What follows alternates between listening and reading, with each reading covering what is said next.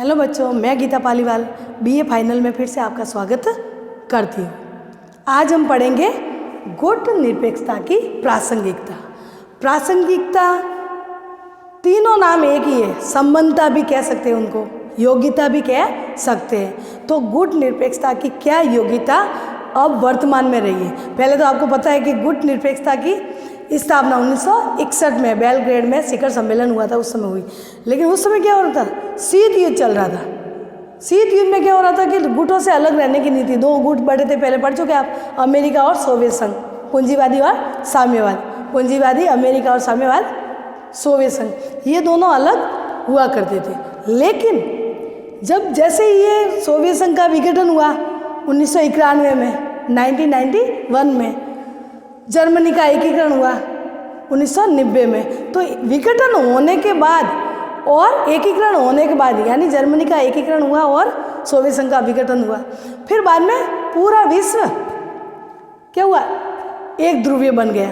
तो इसमें यह था कि अब दोनों एक ध्रुवीय हो गया, सोवियत संघ कमज़ोर पड़ गया और अमेरिका शक्ति बढ़ गई। तो अब ये बातें आने लगी कि अब गुट निरपेक्षता का क्या काम, क्यों, क्योंकि गुट एक ही रहा। अब तो सोवियत संघ कमज़ोर हो चुका था, अमेरिका शक्तिशाली हो चुका था, तो अब गुट का कोई मतलब नहीं रहा। तो यही कह रहे कि योग्यता वर्तमान में क्या प्रासंगिकता, क्या संबंध रख रही है, किससे, दूसरे देशों से वो क्या कैसे संबंध रख रही है, वो सब बातें इसमें आएगी। तो इसमें शुरू करते हैं हम गुट निरपेक्षता की प्रासंगिकता में। पहला पॉइंट है नई अंतर्राष्ट्रीय व्यवस्था की मांग करना।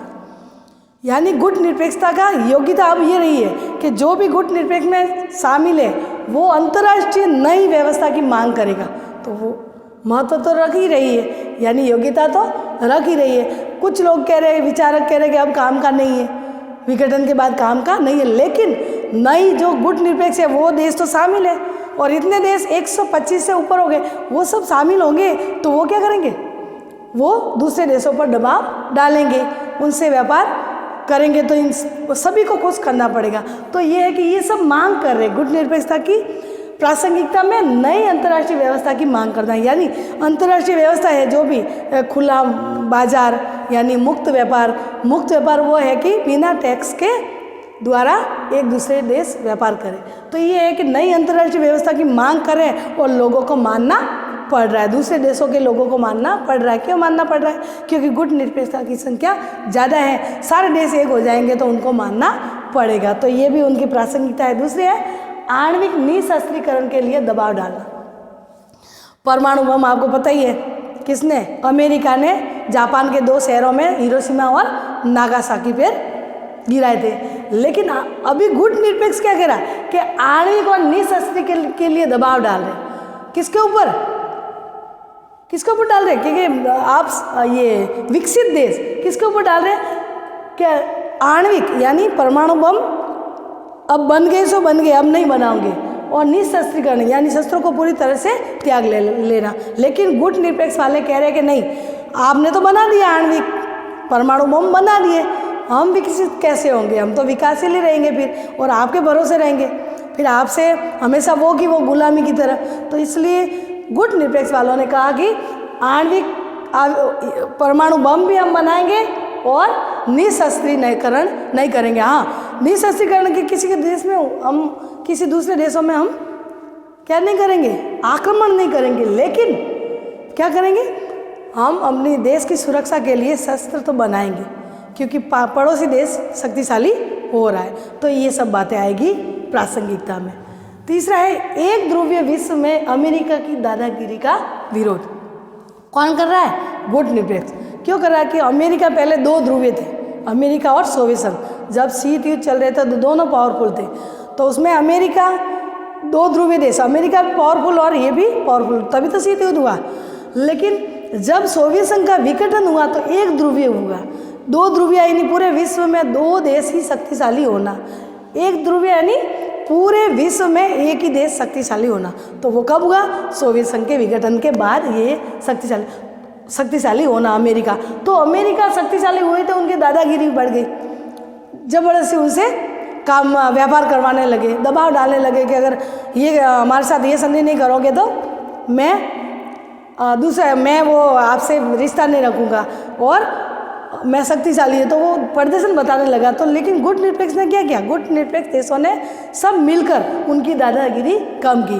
कह रहे कि आप एक ध्रुवीय हो, विश्व में एक देश शक्तिशाली है लेकिन हम बहुध्रुवीय हैं। यानी आपने कोई दबाव में देकर आक्रमण के गलत आपके फायदे के किसी देश पर आक्रमण किया तो क्या होगा, हम सब बहुध्रुवीय बन जाएंगे, हम सब एक हो जाएंगे और आपके जो शक्ति है वो कम हो जाएंगी, क्योंकि आप व्यापार किससे करोगे।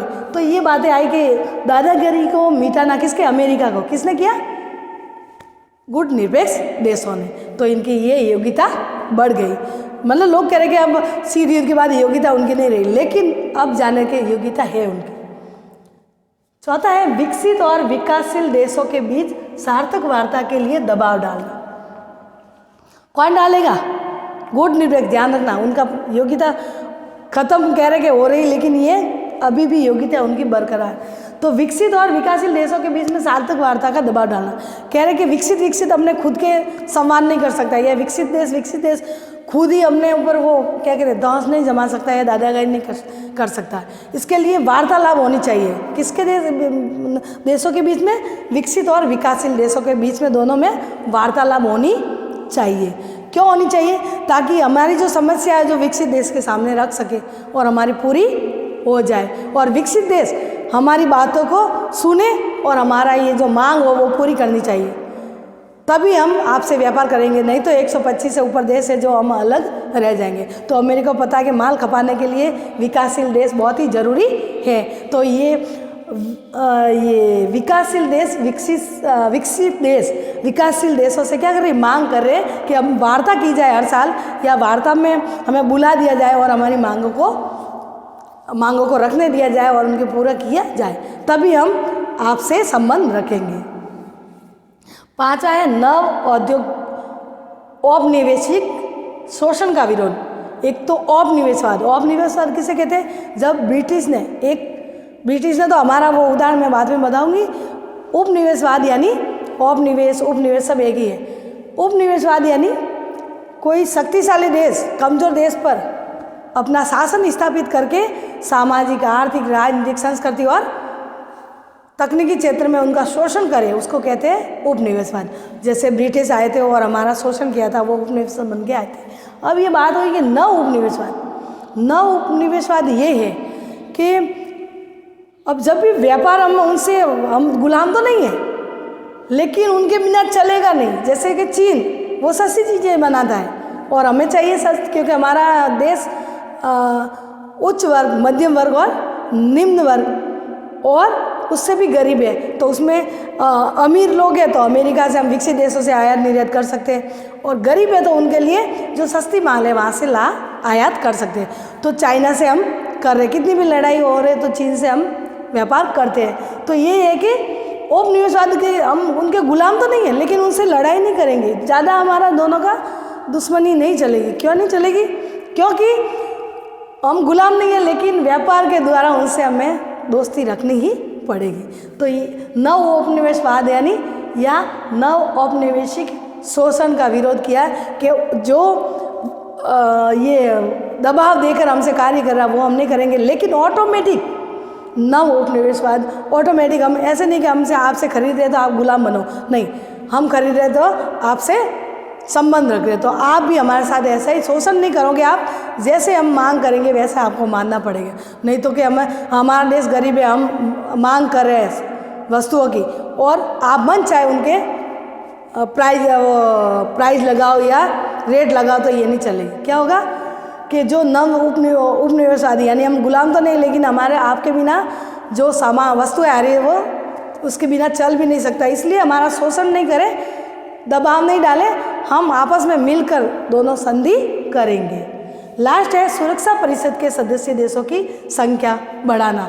यानी जो ये गुट निरपेक्षता के देश है वो कह रहे हैं कि सुरक्षा परिषद की संख्या बढ़ा जाए स्थायी सदस्यों की, क्योंकि 5 ही है स्थायी सदस्य। कौन कौन? तो सुरक्षा परिषद के 5 सदस्य हैं। कौन कौन से हैं सदस्य? आपके 5 सदस्य हैं। नंबर 1 है अमेरिका, 2 हैं रूस,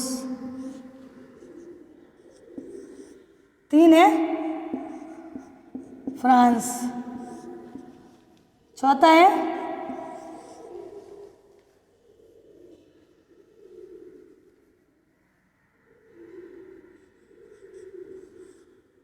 चीन और 5वां है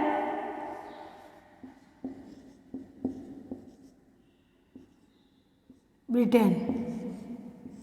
ये 5 देश सदस्य संघ के किसके हैं? सुरक्षा परिषद के। तो इनकी संख्या जैसे ही इसकी स्थापना हुई 5 सदस्य वैसे के वैसे हैं। तो अब क्या ये गुट निरपेक्ष कह रहे हैं कि इसकी स्थायी सदस्यों की संख्या बढ़ाई जाए, क्योंकि भारत भी उनका योग्यता रखता है। गुट निरपेक्षता के और भी देश, जापान है, वो सब भी योग्यता रखते हैं। तो वो कह रहे हैं कि सदस्य संख्या बढ़ाई जाए, नहीं तो वीटो का अधिकार सिर्फ 5 को है। वीटो यानी मैं मना करता हूँ, यानी कोई जब भी कोई आपस में बात हो और 5 में से किसी एक ने कहा कि मैं मना करता हूँ, वीटो कर दे, तो इन चारों की बातें नहीं मानी जाएगी, सिर्फ एक की बातें मानी जाएगी। तो इसमें वीटो का अधिकार 5 को है, तभी गुट निरपेक्ष कह रहे हैं कि 5 के पास स्थायी सदस्य नहीं रह सकते। अस्थायी सदस्यों की संख्या है 10, तो 5 के पास नहीं रह सकते, कम से कम इसमें संख्या बढ़ाई जाए। गुट निरपेक्ष भी इसमें शामिल हो ताकि किसी के साथ भेदभाव नहीं हो, नहीं तो विकसित देश सारे मिलके मन चाहे फैसला कर सकते हैं। ठीक है बच्चों, कल हम पढ़ेंगे गुट निरपेक्षता की आलोचना।